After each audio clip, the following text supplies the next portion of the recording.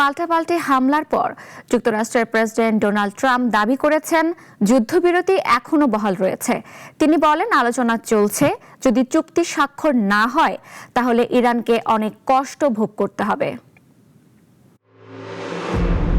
Hormuz প্রণালীতে যুক্তরাষ্ট্র ও ইরানের পাল্টাপাল্টি হামলার খবর আসার পর শুক্রবার ট্রাম্প এবিসি নিউজের কাছে দাবি করেন যুদ্ধবিরতি এখনো বহাল রয়েছে। তিনি বলেন, যুদ্ধবিরতি চলছে, এটি কার্যকর আছে। পাশাপাশি সংঘর্ষের এই ঘটনাকে কেবল হালকা ধাক্কা বলে বর্ণনা করেন ট্রাম্প। সামাজিক মাধ্যম ট্রুথ সোশ্যালে দেয়া আরেক পোস্টে ট্রাম্প দাবি করেন ৩টি মার্কিন যুদ্ধজাহাজ হামলার মুখে পড়লেও সেগুলো ক্ষতিগ্রস্ত হয়নি। ইরানি বাহিনীর বড় ধরনের ক্ষয়ক্ষতি করা হয়েছে বলেও জানান তিনি। তিনি বলেন, ইরানের নৌযানগুলোকে খুব দ্রুত ও কার্যকরভাবে সমুদ্রের তলদেশে পাঠানো হয়েছে।